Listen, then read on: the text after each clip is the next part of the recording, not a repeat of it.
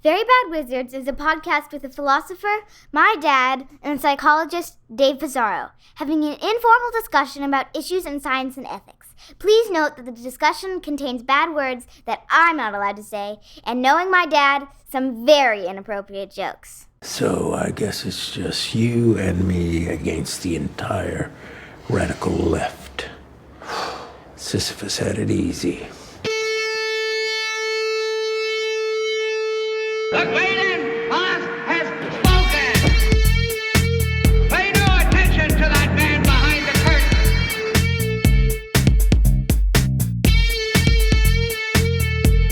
Who are you? Who are you? A very bad man. I'm a very good man. Good man. They think deep thoughts, and with no more brains than you have. Pay no attention to that man! Anybody can have a brain. You're a very bad man. I'm a very good man. Just a very bad wizard. Welcome to Very Bad Wizards. I'm Tamler Summers from the University of Houston. Dave, a new study shows that contrary to conventional wisdom, opposites do not in fact attract. Okay, maybe, but then how have you and I been able to do this podcast for over 11 years? Answer me that. And maintain that attraction. Exactly. It never It's a longitudinal. role play, probably, right? That's right. You just toss in a little variety, a little. You're the fireman, and I'm like the 12-year-old delinquent arson that you find. Is that where it went? I can't make things up as I go anymore. It's taken us a while to get to the point where we're recording, so we're already a little loopy. I don't know how this is going to go. But okay, the opposites attract thing.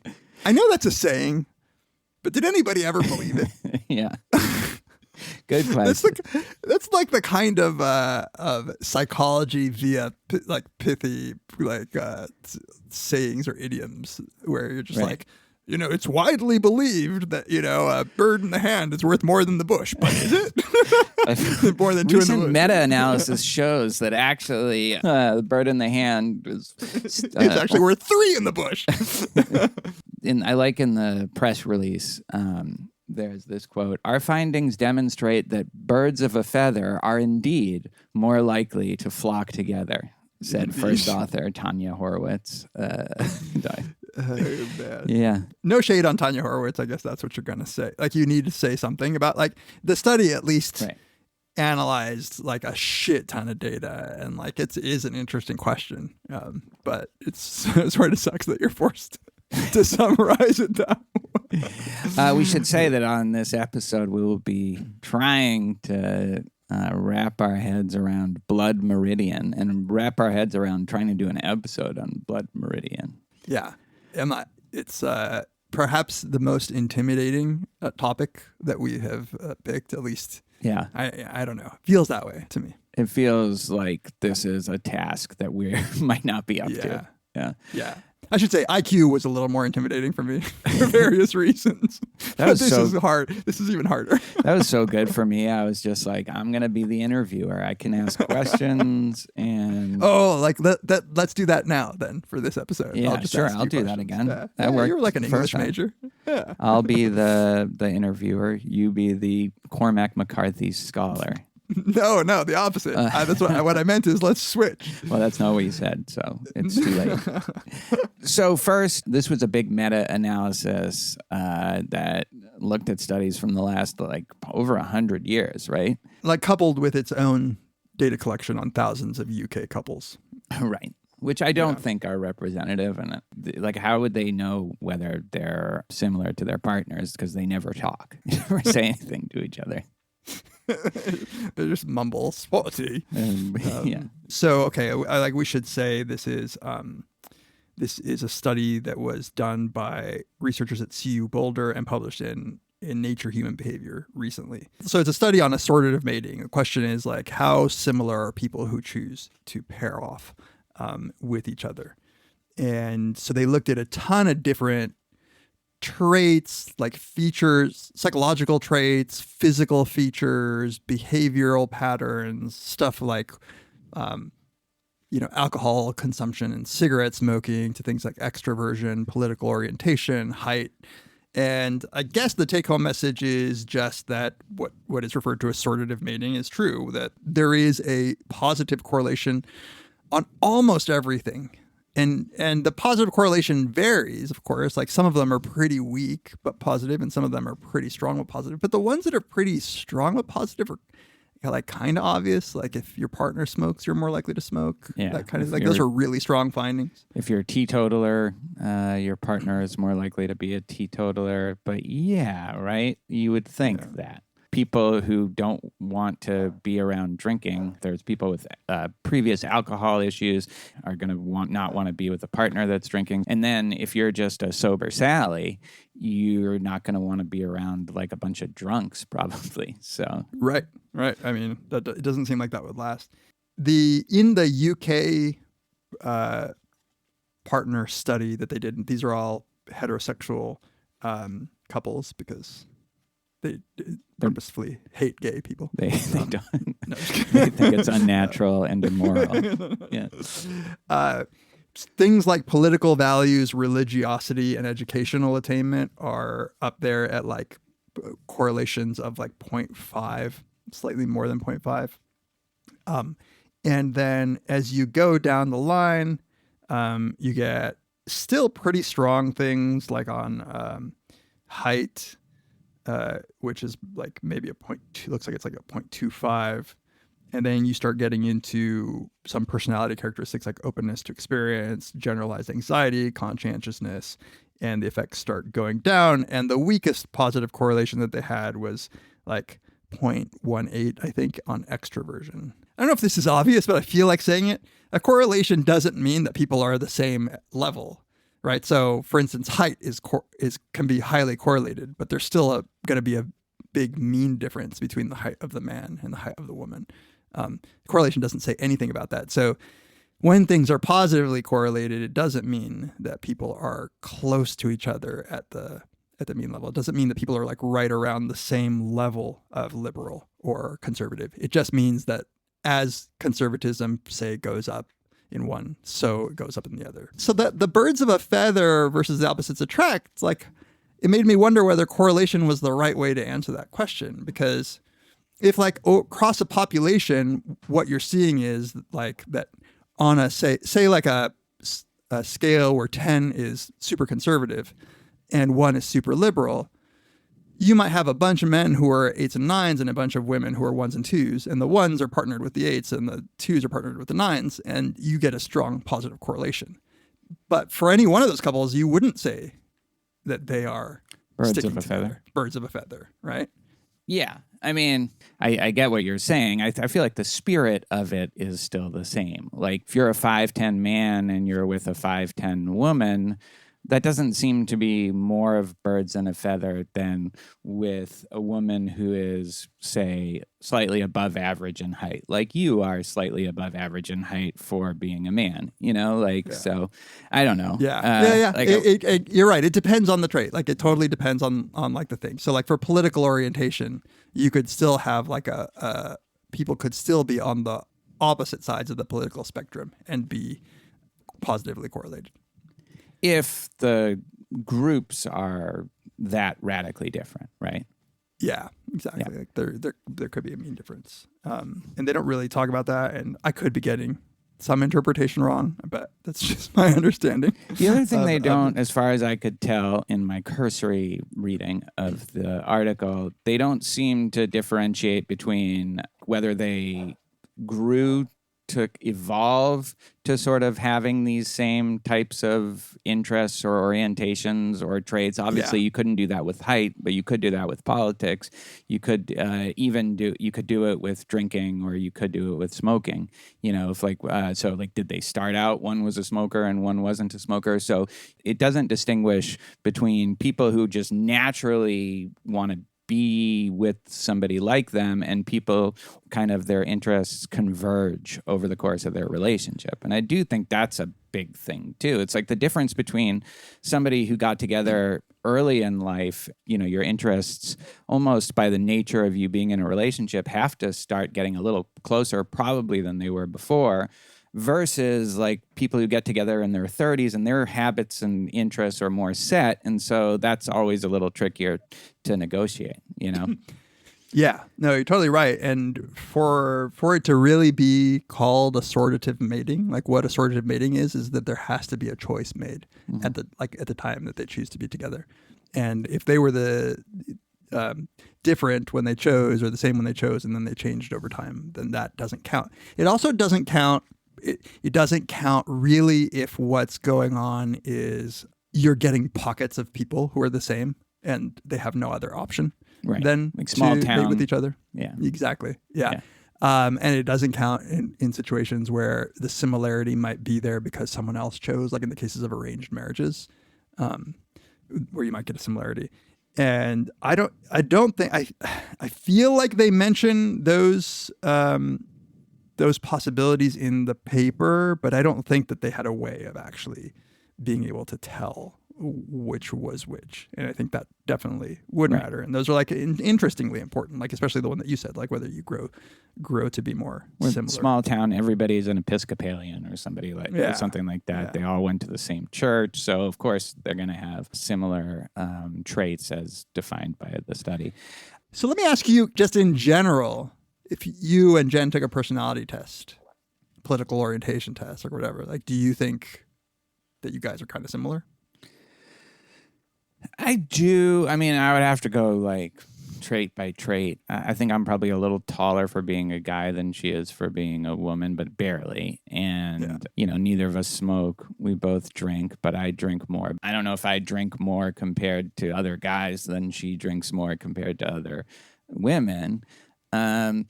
I would say that because we've been together for so long, we've definitely had our interests merge, I think we came equipped with a lot of similar attitudes and predilections, tastes. We both always love to travel. Yeah, I don't know. I think we are. And what about you and Nikki and you and your I first guess wife? so. It's like, it's almost like my first wife, I guess we're different in more ways. That's because you don't have the wisdom of when you get married at 22. So for instance, I was hetero and she was not. I don't know if they looked at that in this study, but that's a pretty significant negative correlation there. I mean, depending on how you measure it, we both really liked women. That's true. Exactly. That's the thing. Statistics are so flexible. It's sort of like a Necker cube where sometimes, depending on what's going on, you focus on like the glaring differences. And you're like, I can't believe like two people who, one likes super violent movies and one likes rom-coms. That's crazy that they're so different. But, I'd say like in large part, we're similar. And the similarity on the things that are important to you, like I feel like I have more overlap. So sense of humor, I think, is a huge one for me, where if somebody, like there are people who barely put up with the things I say and would constantly be sort of judging me for the things I say. And I couldn't like be with somebody like that, obviously, it's already hard enough to feel good about myself. I need somebody to laugh at my jokes. Yeah, that is something that every man has a right to have. Exactly. Sex and yeah. We can mold their sense of humor and their tastes and preferences. Totally. That's what I was telling my friend who's wondering whether to have kids or not. I was like, no, listen, you have this little thing of clay, this like this big stone that you can carve into exactly like how you want and how they should be objectively also, Right. You did kind of an epic takedown of the way the study doesn't support that birds of a feather are likely to flock together. I want to also put some pressure on the opposites attract, and that this study shows that conventional... Omar, shut the fuck up. God damn it. So now you can threaten him. Now you can really threaten him. I know, exactly. Like this, I'm calling the mobile euthanasia like van. You have a syringe in your hand. Like, what did you say? Yeah. They'll be like, why not? He seems fine. Yeah, I know. Trust me. He's in a lot of pain. He's suffering. So sad. So I feel like opposites attract isn't about being together over the long term, which is what this study is actually analyzing, right? They're not analyzing who you might want to hook up with at a bar or, in the office or something like that. There's something about just, okay, you're going to live together that you just have to, there's only so much difference that like living in the same household and having that be remotely harmonious can tolerate. You know what I mean? It still might even be true for all the study shows. I don't know if it is, but that you might be attracted to a whole different kind of person, in the short term. Like the short term. In the long term, and when you're really, that might be quite different.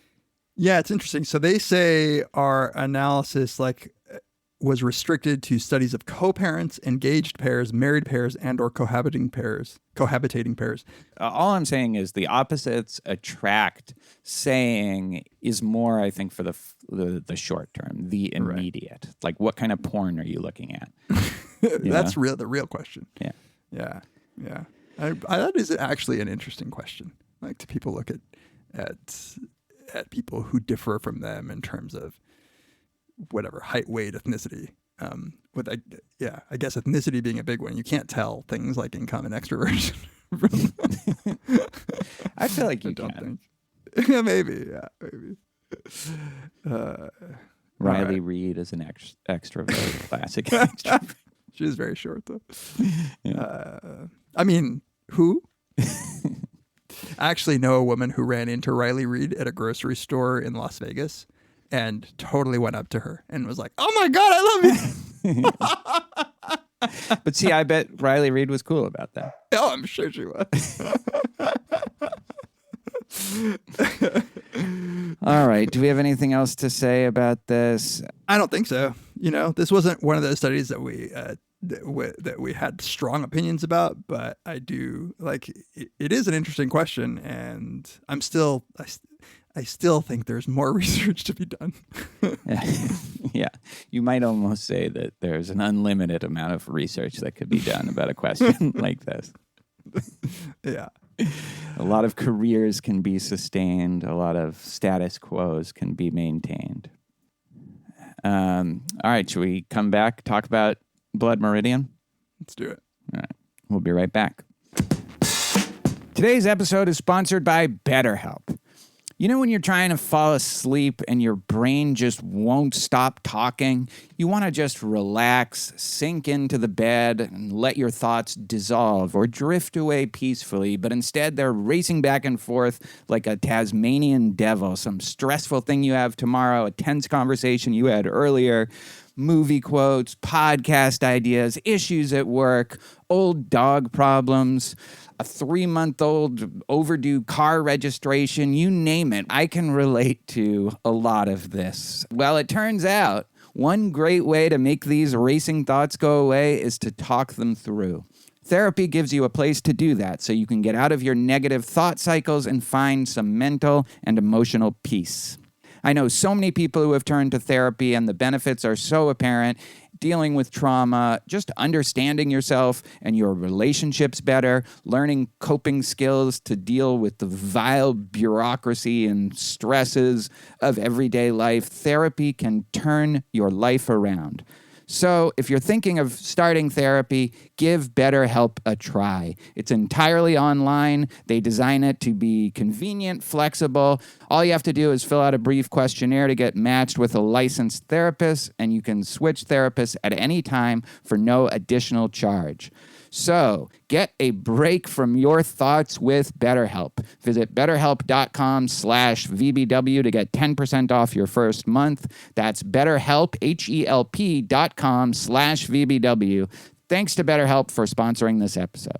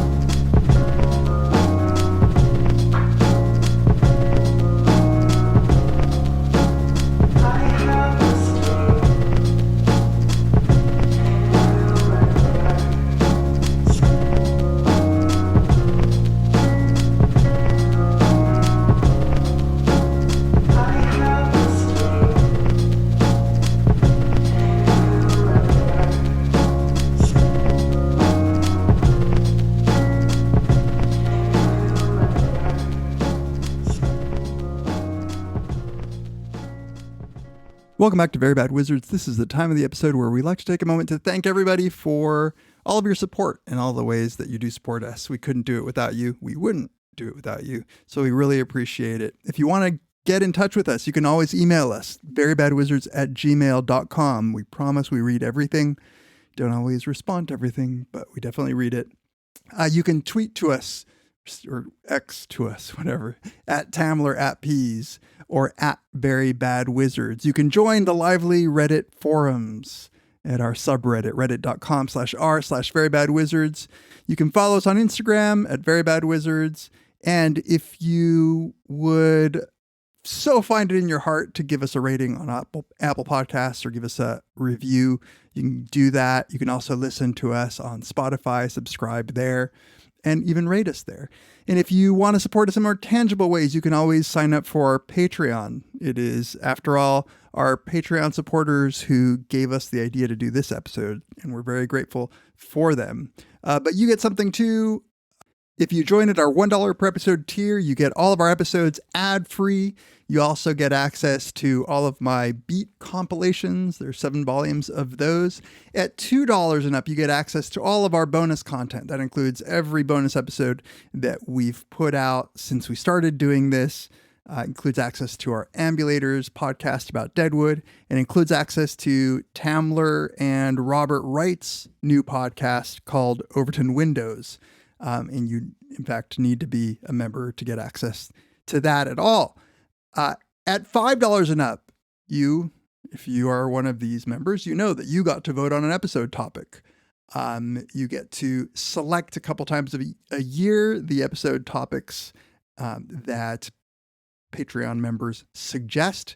You also get access to our 5-part Brothers Karamazov series. You get access to some of Tamler's lectures on Plato's Symposium, and access to my intro psych lecture videos that I did a few years ago. And finally, at $10 and up, you get to ask us a question and we will answer it on video once a month.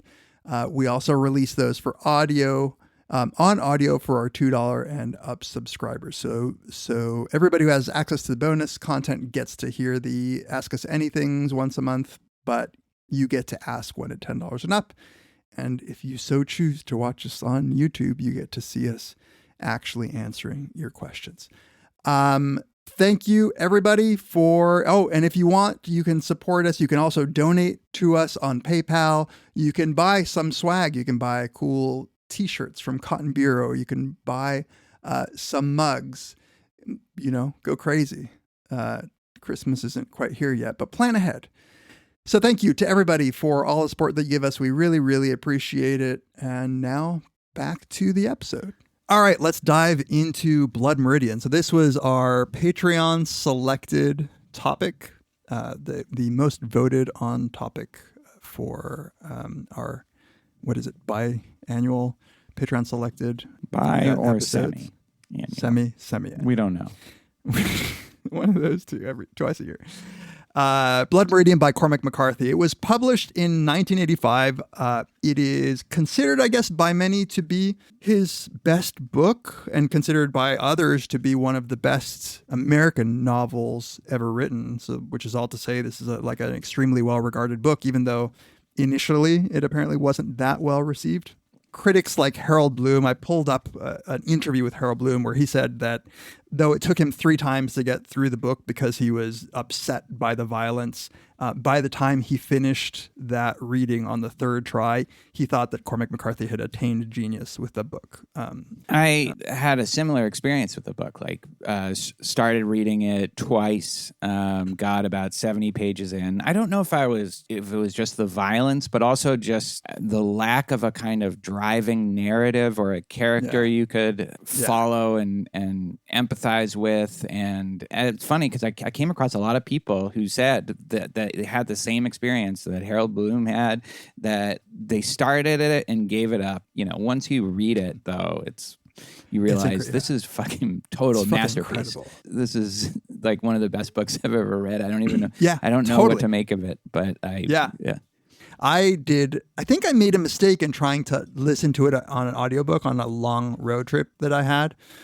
because the way that it's written just does you really need to read it. I think you need to look at those words. And in fact, I needed to many times reread passages because of the style of writing. Yeah.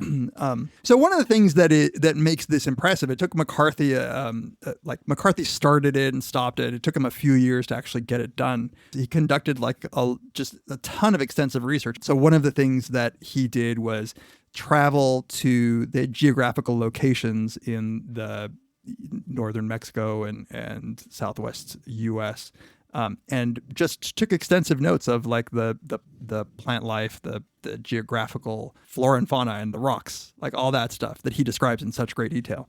He learned Spanish. There's a lot of Spanish through the book, which I meant to ask you. Did that trip you up at all? Yeah, when I was reading this while I was camping, I didn't have access to the internet.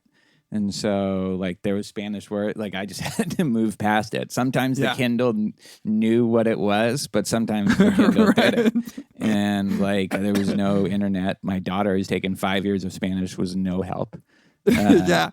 And even for me, like, there were a lot of times where I was like, how would I know what this is if I didn't know Spanish? But then there's, like, a lot of Mexican words, and I'm sure a lot of historical, words, as there are in English. You want to know a funny little thing like that? Like, there's this guy, Tolbin, the ex-priest, but when he doesn't put dashes in things. And so when I first came across it, I thought he was the ex-priest. And I just thought that was some Cormac McCarthy with some new word that would probably has some reference in like 19th century American Western. So literally like 2/3 of the way of the book that I was realized, oh, it's the ex-priest. God. I probably was spared that because of the audiobook. So another way that this is accurate, that McCarthy did his research, is that it's based on real historical events and people. So it's based on the Glanton Gang, which was a group of men who had been paid by Mexican authorities. So they were veterans of the Mexican-American War, and a couple of years later, they were paid by Mexican authorities essentially to just travel through that region to clear the area of Apaches. Right, they were a nuisance to the settlers there, and bring back scalps. So they were paid like $200 per scalp to bring back. So Glanton and his, we believe to be second in command, the Judge Holden, who we'll talk a lot about, actually led out this gang, and they didn't stop at killing Apaches. They started killing like peaceful Indians just to take their scalps so that they could get more money. They started killing Mexicans en masse in these small towns. They really seemed to be indiscriminate and capricious about their violence. And so many of the events of the book seem based on the actual events that happened. And like one of the primary sources was this book, McCarthy was this book, Confessions of a Rogue by Samuel Chamberlain, who's, I think, the only person who ever mentions Judge Holden and describes him. And describes him fairly, like I think there's certain things that McCarthy took to a greater extreme, but really tall. He was beardless, if not completely hairless, like the judge. And, this kid is from New England, not from, where is he from? Tennessee, I think. He's from Tennessee, Yeah. Chamberlain felt that the judge disliked him, but was always very polite to him. It's really, really cool quote. Yeah. And you can, the seeds of the villainous judge appear in like a couple of passages in that Chamberlain book. But of course, McCarthy turns him into like arguably one of the greatest villains ever put to paper. A really interesting, compelling might be the wrong word, but no, definitely compelling. Yeah, but in a way that he's also repelling. Yes, true. That's very true. Like, he's not this kind of roguish anti-hero. I mean, he has a kind of charisma, but it's one that makes you feel icky. When I was reading it, I thought to myself, this is a lot like Colonel Kurtz from Heart of Darkness and Apocalypse Now. Yeah, Kurtz has more of a weariness to him than the judge. The judge never gets tired. That's right. He doesn't sleep. On what? Yeah, he doesn't sleep. He appears to not need to sleep. Yeah. So we're just going to give the rough outline of the plot because there's it's really more a book about like some powerful scenes that are strung together. But the gist of the plot is that this kid, a 16-year-old from Tennessee, joins up with the army. This is after the Mexican-American War. And he joins an outfit commanded by Captain White, right? Captain White. That is essentially running an illegal war. They are, I think what happened is after the Mexican-American War, there were still Americans who were upset at the way that the treaty had been made. And so they took it upon themselves to go down there and conquer land in Mexico back for the U.S. So it was totally like off the books. Maybe the proto-CIA was hiring them. Exactly. Yeah. You think it's going to be the whole book when you read it for the first time, and this is like a critique or satire of manifest destiny, because the way this captain talks about it, he talks about Mexicans as incapable of governing themselves. He actually says manifestly incapable of governing themselves. And so they just need us to come and civilize them and show them the light, It doesn't end well. Early in the book. That's so funny. I love that.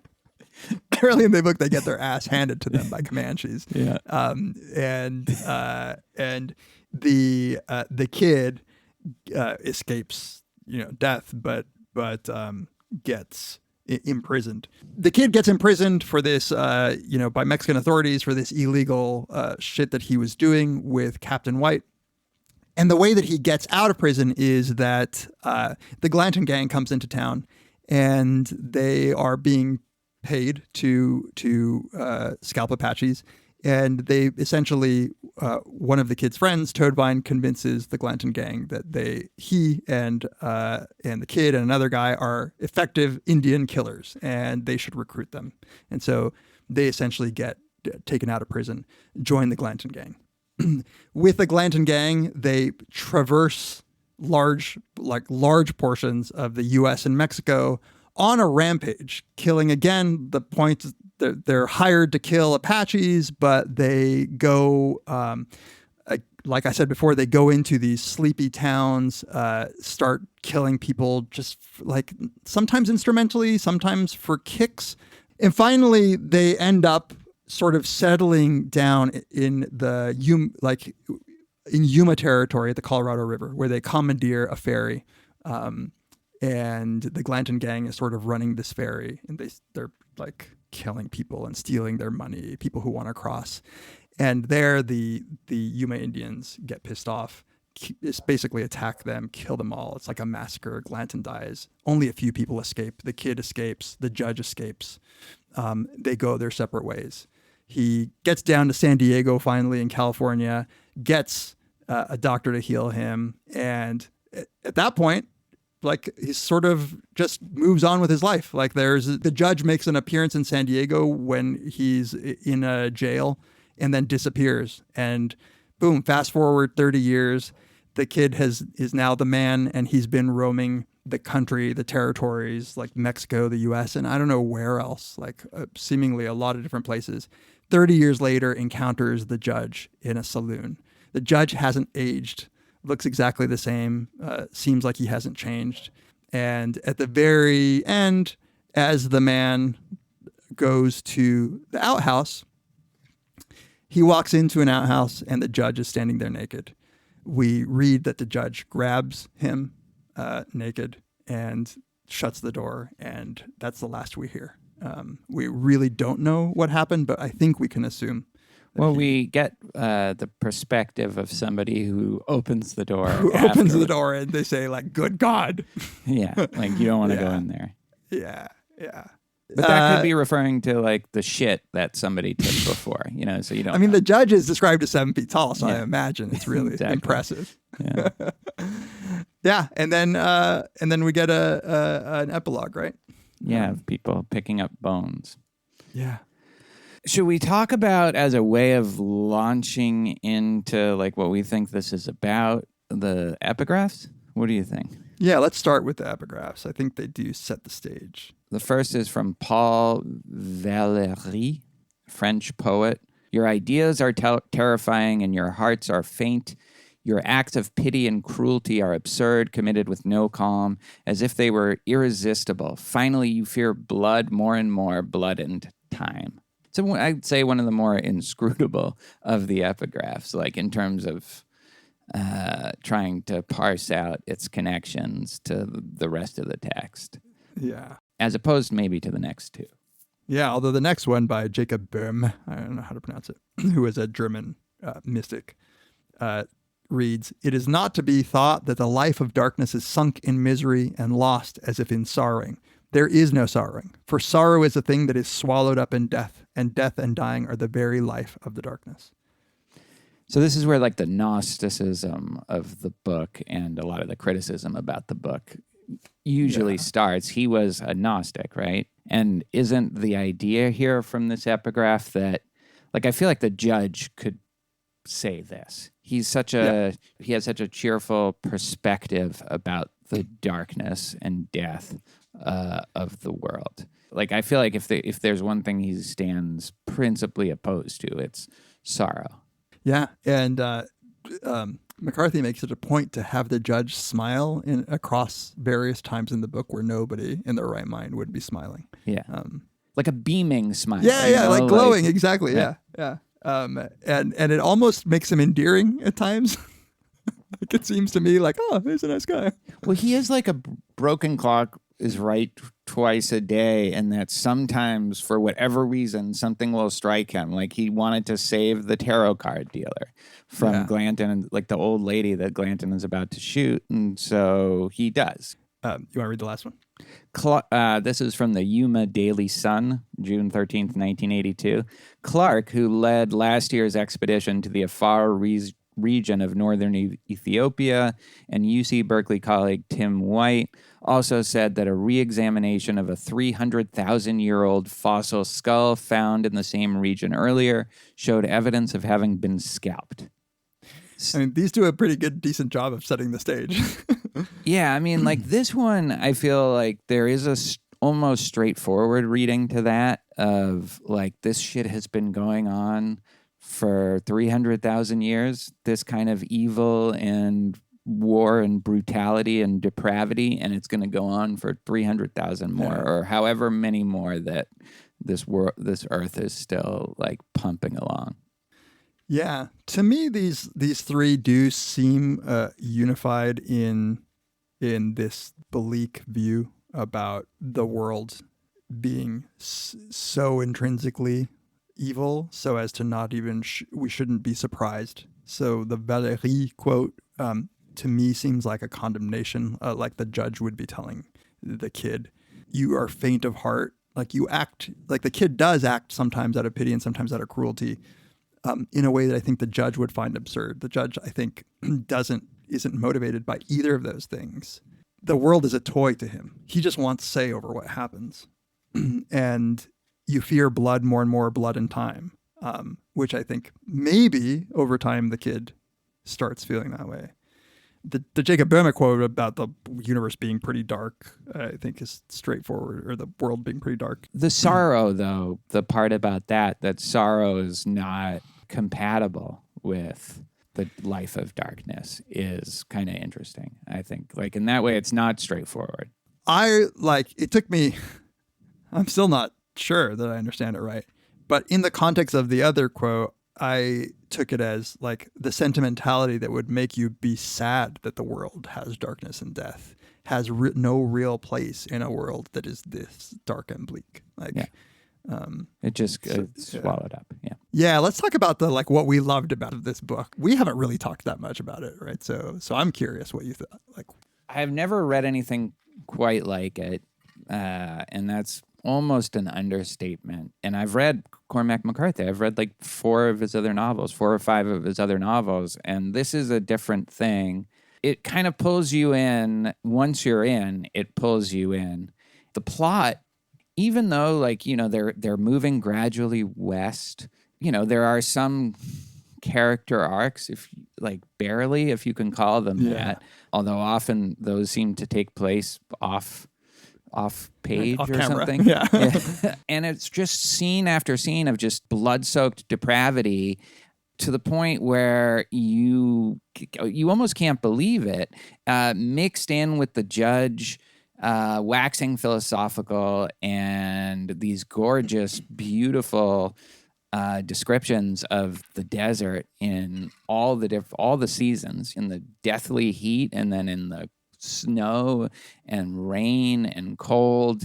And then I think towards the end, it becomes more explicitly or blatantly surreal.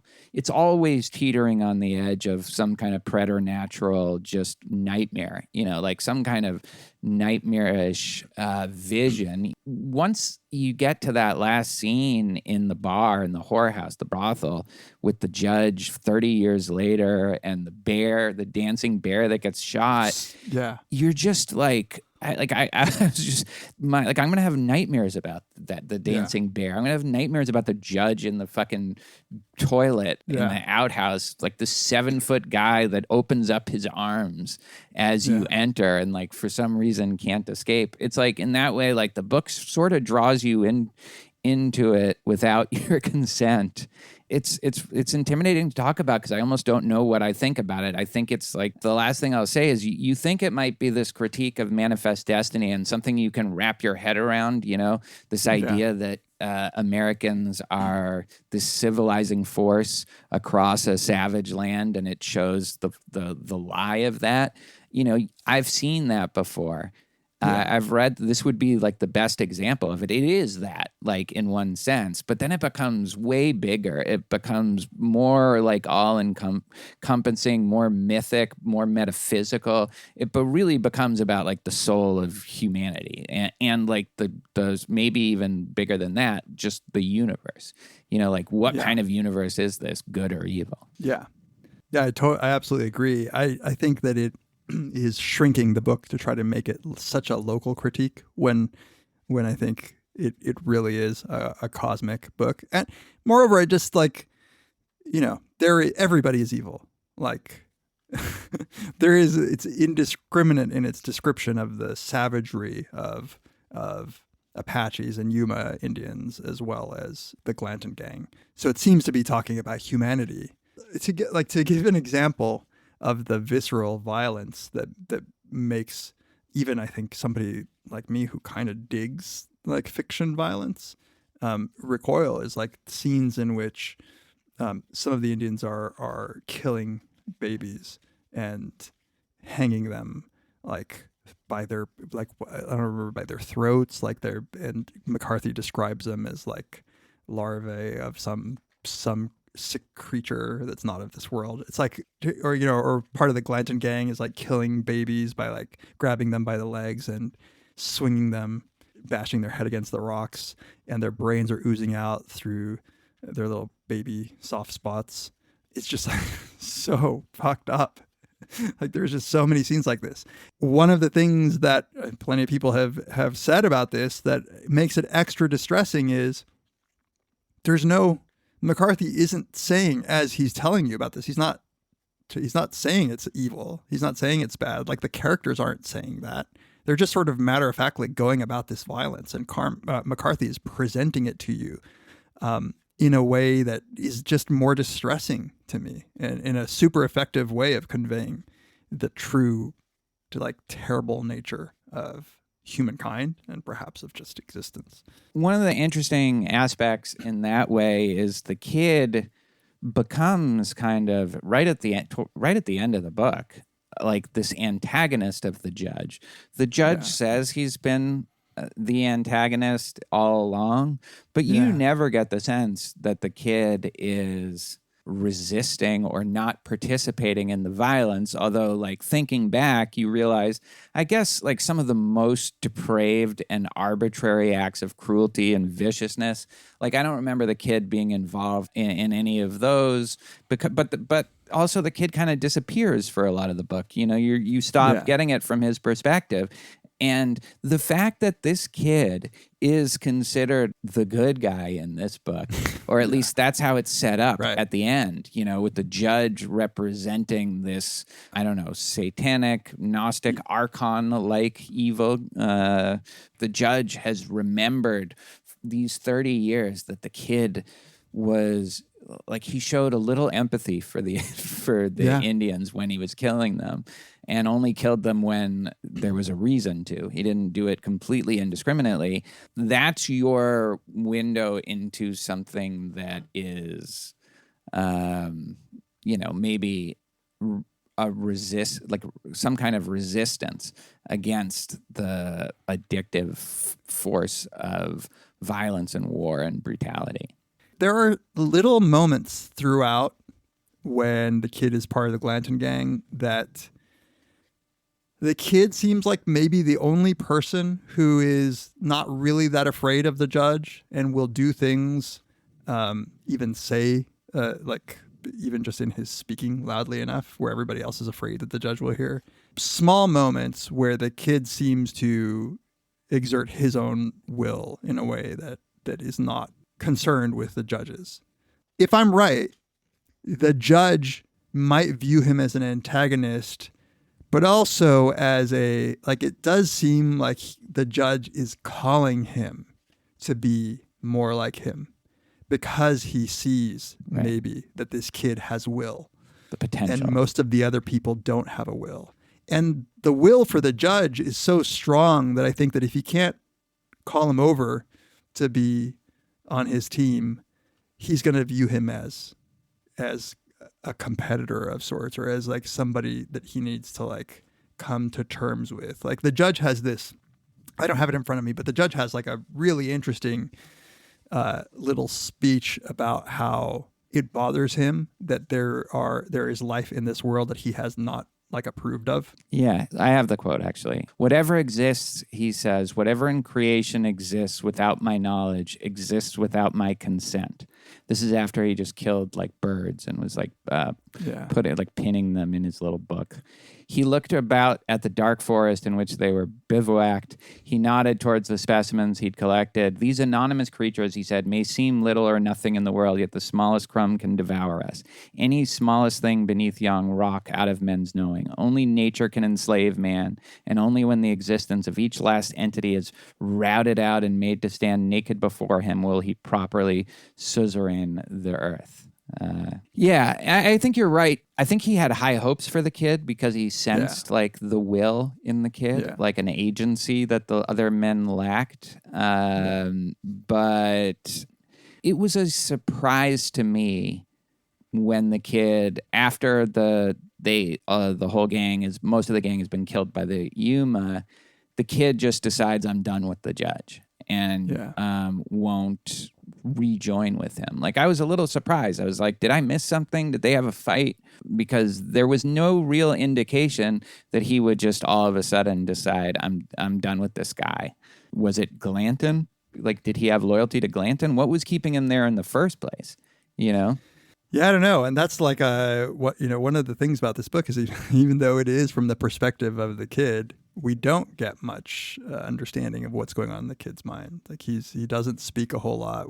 We're just being told what the kid is saying. So we never have like the kid's inner thoughts and no, nothing like that. Yeah. Yeah, nothing like that. I don't think I was surprised. Like I think I got the vibe, and it's weird to say about a book, but I got the vibe that the kid never really felt kinship with the judge, and that the judge's like attempts at like befriending him, kind of like exactly like that Chamberlain quote that I didn't read until after, where he says like the judge would always be friendly with me and talk to me, but I hated him.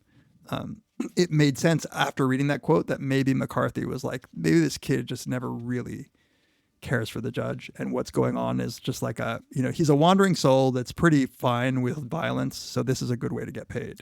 Like if it's just the weird judge with his like weird imbecile next to him. Right. That's the difference. And by the way, like also probably a child molester, rapist. Well, that's in real life. Do we get the sense in the book that he was? So there is the scene where it's in the Yuma River when they break into his room, and he has the imbecile and he's naked, and he has like a 10-year-old girl naked with him. Jesus, you block certain things out almost with this book. I know. When he's walking around with the imbecile on like the leash, And then you just picture it really is just an insane fucking book. And the imagery of it. The jagged mountains were pure blue in the dawn, and everywhere birds twittered, and the sun, when it rose, caught the moon in the west, so that they lay opposed to each other across the earth. The sun white hot, and the moon a pale replica, as if they were the ends of a common bore beyond whose terminals burned worlds past all reckoning. It's like, was it in the McCarthy article that we read where... Maybe it was in this where he's talking about like the unconscious, but I think I was reading something about his writing process, like how actually, even though he spent years planning this book, he wrote a lot of it in like bursts, very few, bursts. I think I read a quote from him about like not that writing is really about channeling, like he's tapping into something. Like it's like the muse. What was your experience reading this book? It's incredible. So like the thing that makes me put this book, like hold it in such high regard, is it's not just like this amazing historical fiction about like a real life gang and like these villainous people, super detailed and, told in a way that I'm compelled to keep reading. Like that's all true, but it is those moments of weirdness and the language, like the religious imagery that he uses, like the weird symbolism, like the descriptions of the judge as being like almost supernatural early on and like almost definitely supernatural late on. He's like tying this genre of Western historical novel and making it into something that seems to just tap into a deeper layer, like, ripping the seams of the world apart to show you like what lies beneath. I don't know. I don't think I've had the experience of I texted you that the secret joke of your soul is that you are like a secret Gnostic. Yeah. Like from what I understand about Gnosticism, isn't it that evil is in the heart of the world? Like the world itself, reality itself is evil. It's only something not earthly that can be good. And one clear interpretation of this novel is that that's what at bottom this world is. That's how this civilization got built. Not just the United States of America, although for sure that, but like all civilization. Yeah. And we can pretend that we have progressed morally, but at bottom, this is what it is, just killing, buying a dog and then throwing it in the river and having a drunk guy shoot it. When I was reading that, I was like, I need to know what Tamler felt about this. So there was somebody else who had read it and was like, did you get to the scene? I don't want to spoil it, but did you get to the scene where like, I'm not like my daughter. Like I can see a movie or read a book where a dog dies, but yeah. The Gnostic part, I'm sure like if I dig around to Cormac McCarthy interviews or something, maybe he's talked more about this, but Gnosticism like is an umbrella term for so many different things, but one of the things that seems to common is this belief that the material world is actually evil, that matter, just the world of matter is actually just the result of a demigod, like an evil demigod who created matter and trapped like the human trapped pieces of the divine spark. Like, so in every human being, like there is a little piece of the divine spark. We're just like encased in this like evil material world. So everything about this world is actually just evil. Like there is a God beyond this God, like beyond Yahweh, who is associated with the demiurge. It's just sort of like it's evil all the way down. It's not that this was created like Christians believe as a perfect world that then fell, that evil got into it. I have this quote from a paper on talking about the Gnostic interpretation of this book. He says, "So whereas most thoughtful people have looked at the world they lived in and asked, how did evil get into it? The Gnostics looked at the world they lived in and asked, how did good get into it? This was, of course, a very sensible question and remains so. After all, the Satan of Roman Catholicism, the Orthodox Church, and the Protestant Reformation is a strikingly domesticated, manageable, partitioned off personification of evil. Something so big that evil is not really an applicable term because it is too small. For them, evil was simply everything that is, with the exception of the bits of spirit imprisoned here. And what they saw is what we see in the world of Blood Meridian. And I think that's the judge's view. Like evil doesn't really describe the judge well. It's like, I think he sees existence in this completely different way, that like the thing to be explained is why people would have developed sensibilities like this to begin with. Like this is a sort of a weird view that there is good and evil. All there is for him is, as he says, war. War is God, but then also the dance for him is important. And the dance. And the dance is like, you could look at the judge. You can try to define the judge, and it's like holding like a balloon that's like in like olive oil or something like that. It's going to keep popping out. But in one way, he's a response to the evil. He's what you do in a world that's already evil. It's like, well, this is the world. You have to flow with the world as it is, rather than resist it or pretend it's not like this, or get dour about it and start empathizing with the people that you're being paid to kill. The one thing the judge does is he is all in on what he's doing, and I think it offends him when people are in whatever way resisting that. He's described in these ways, like, so some of the things that he does seem really incredible and magical, and like he even gives like it's like McCarthy creates this scene where he's like giving a sermon on the mount, basically. Like he is like a twisted Christ figure. He's like the opposite. Like he's like some sort of antichrist. I do think the judge, somebody from the perspective of the judge would think the kid having the occasional pang of sympathy for, remember the guy who was dying, like the judge told him to kill him, but the kid was unwilling to actually do it. That weakness is one thing, but imagine how absurd it seems to think that your task in this world would be to like promote good. Like, what are you doing? Like you're not going to get anywhere that way. Like this world you can't like make this world a good place. There's the epigraph to this James Elroy book, American Tabloid. He says, America was never innocent. We popped our cherry on the boat over and looked back with no regrets. You can't ascribe our fall from grace to any single event or set of circumstances.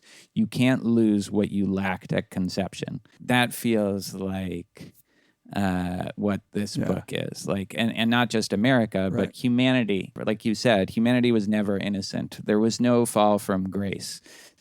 People were scalping people 300,000 years ago before any remnant of what we understand as civilization started. So, there's no noble savage, there's no noble civilized person. It's just all depravity and cruelty. And I guess the kind of mindless violence, that's the part that might make you feel like the world is really evil. These aren't even people who are doing it for some higher purpose or even their own benefit.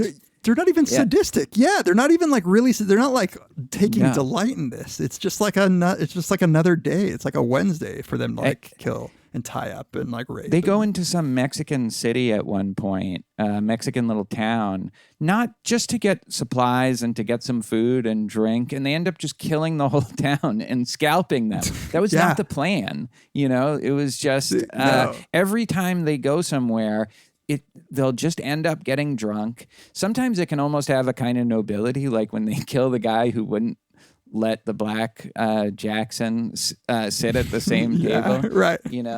Totally. You almost feel okay about it because, again, like everybody is just on the spectrum of evil somewhere. But I think what's interesting is you're right. They don't take a kind of sadistic pleasure in doing it, except for maybe the judge, who at least... Yeah. The judge takes like a delight. Like that's the game for him. Like, like with the little kid. Yes, right. God. He takes a little kid. He's like playing with you almost think, okay, maybe he's going to, like Glanton did with the dog. Maybe he's going to, just for some reason, he likes this kid. He's going to save him. But no, he just scalps him. After bouncing him on his knee and like playing with him. Like, oh God, man. Yeah. Like they will suffer. They like a lot of them, like they could end up dead. They could end up in jail. It doesn't matter. They just can't stop themselves from like lighting some guy on fire in a bar for no reason, yeah. you know? It's not like the movie trope where like everyone's laughing and like, you know, they just do it. And McCarthy is, I think, shows a lot of restraint, or maybe he was a twisted mind himself, but I think he shows a lot of restraint to be able to present this violence in such a way where I would have the temptation to moralize, even unwittingly, like describe these things as evil, whereas he just describes them. And that does something to me, to just have them described. Yeah, no. This book resists judgment. I think we both came across an article where someone said, the book is written in a way that makes ethical judgment seem naive, which I think is a very good way of describing how this book makes you feel stupid for trying to reduce it to a critique of how we treated indigenous people, indigenous communities. It certainly makes you feel stupid if you think there's anything exceptional about America, exceptionally good and moral about freedom and respect for human rights. It's like, no, that's not how this thing gets built, you know. But I think you're right in that the weirdness of it, the like nightmarish, just phantasmagorical quality of it is what kind of sets it apart from even like the smartest critique of easy moralism, you know, like it's beyond that. It's beyond, like, as we might be demonstrating, beyond talking about almost. It's really a book that you feel. Beyond good and evil. It's a book that you feel more than you absolutely. Can try to articulate what it is that feeling reflects. This is just like one of the many details that I'm so impressed by in the book, but the way that the geography is described, like the setting that McCarthy puts these people in, like it does seem like if you want to describe the world as being so evil to its core, the wasteland of the desert that's often described, sometimes explicitly, like referencing a hellscape with demons walking on it, but it's just also like the beauty, the amazing beauty, the difficulty that it is that you have surviving out there. Like nature is both your enemy, but also like this grandeur, this beauty. One thing we didn't mention, like the kid is described as being born under the Leonid meteor showers, like a bunch of falling stars, and the night that he goes out to meet the judge unwittingly meet the judge on the outhouse, there's also a meteor shower going on.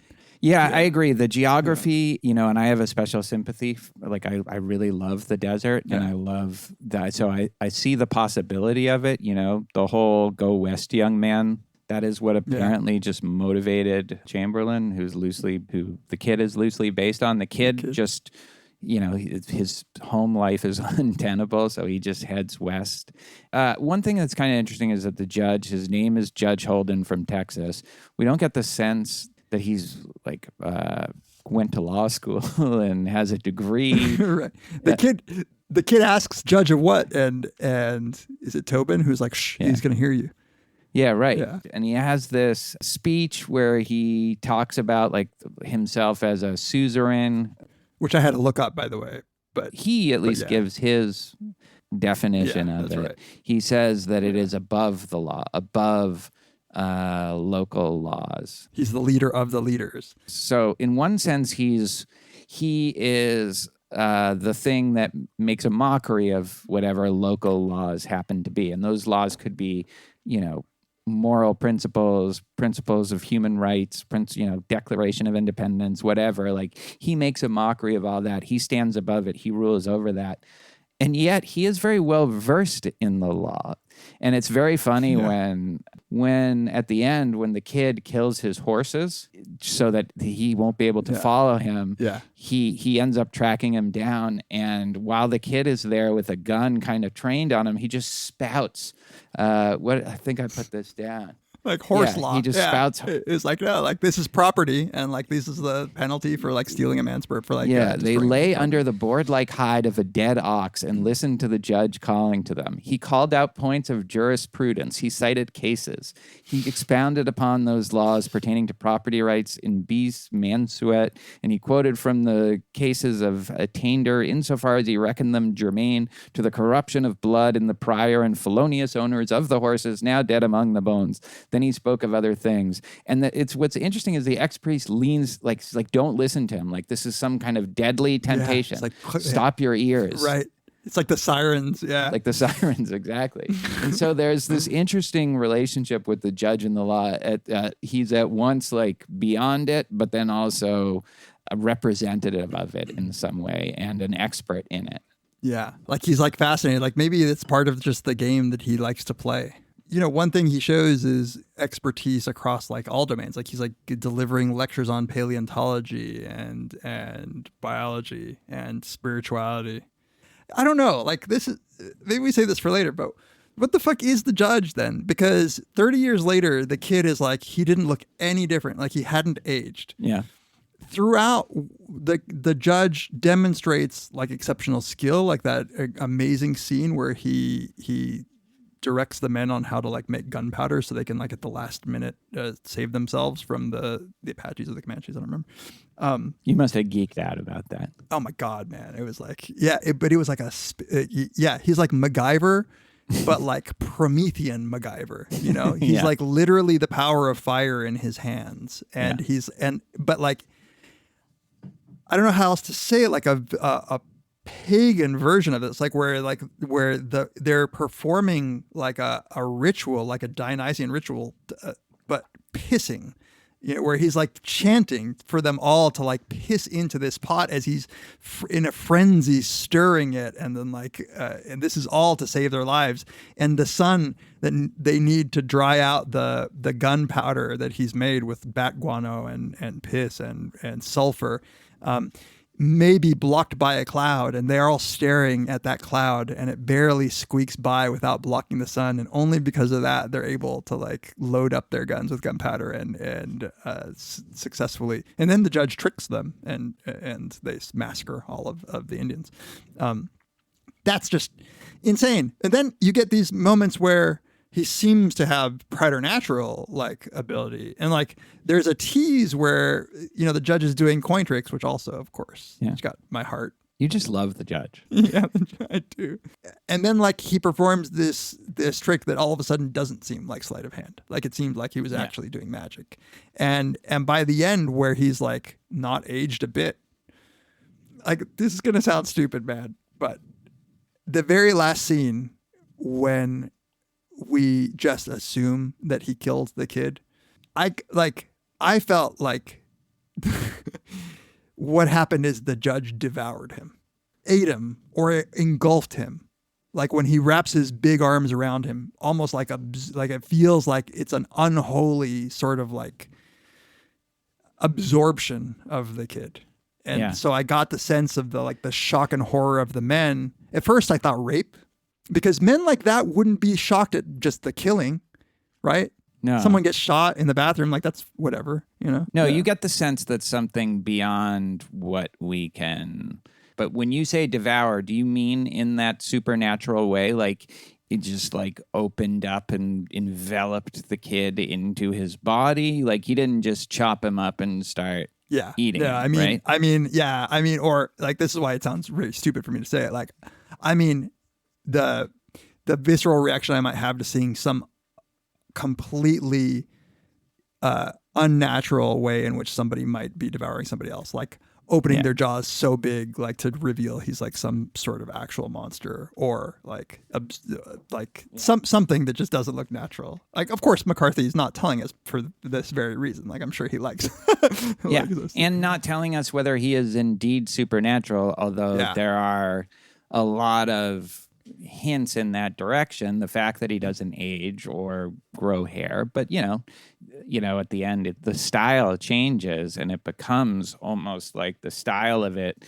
is something that you might find in like a fantasy novel, like a dark fantasy novel or something like that. Right. They say he says he will never die, and it just keeps repeating, and it becomes like an evil spell or something.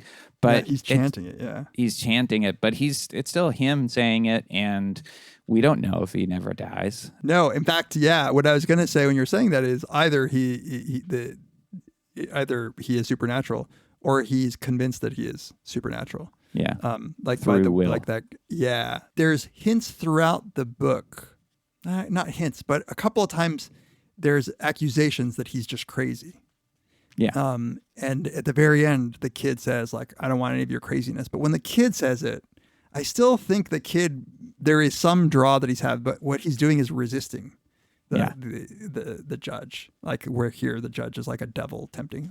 And it does seem like maybe the kid succumbs to it finally. He almost escaped with his soul, and then he didn't. He still went back to the brothel that night, or he didn't leave once the insane violence of the bear being shot. A lot of animals being shot and killed. The mules going off the cliff and then just exploding onto the rocks.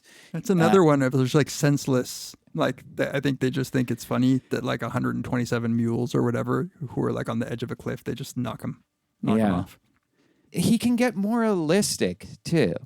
I think you're right that the kid gets under his skin, but he has that speech at the end where he says, Look at that man. See him, this man is hatless. You know his opinion of the world. You can read it in his face and his stance. Yet his complaint that man's life is no bargain masks the actual case with him, which is that men will not do as he wishes them to, have never done, never will do.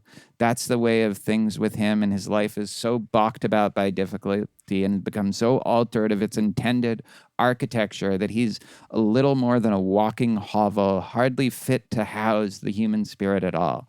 Can he say, such a man, that there is no malign thing said against him, that there is no power, no force, no cause? What manner of heretic could doubt agency and claimant alike? Can you believe that the wreckage of his existence is unentailed?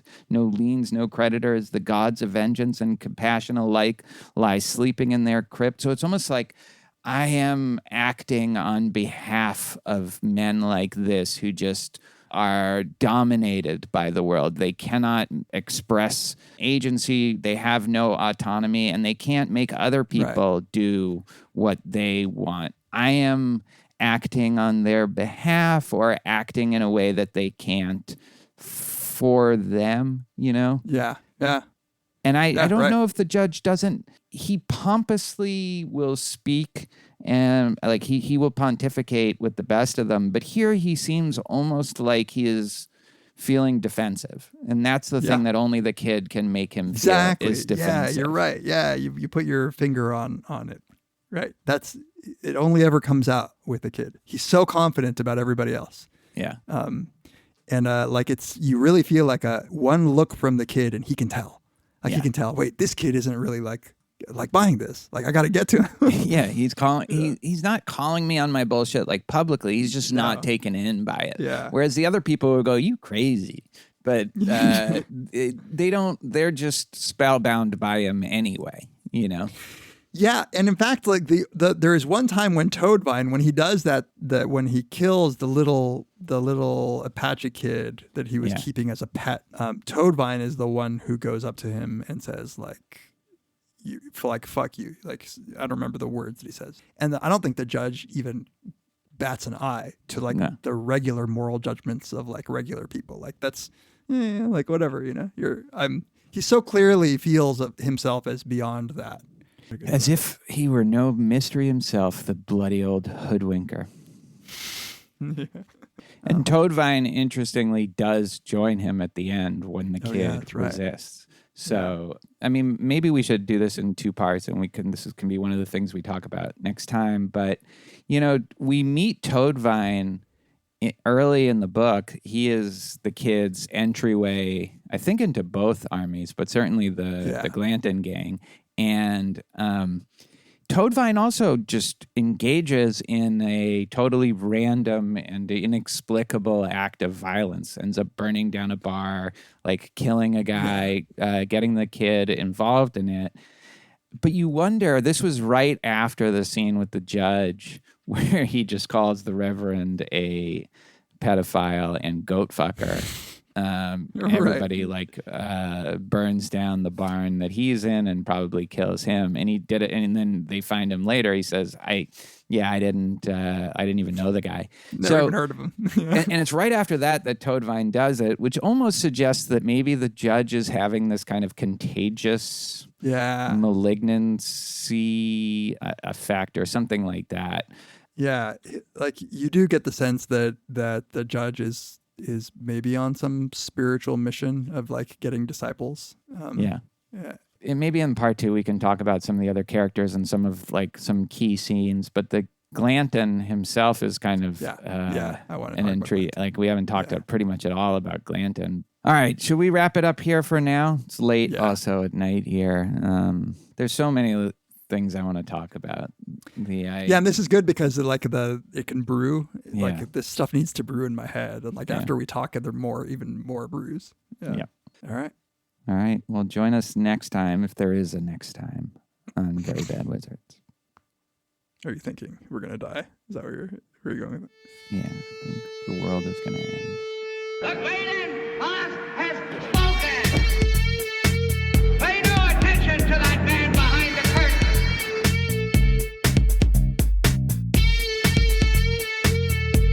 Who are you?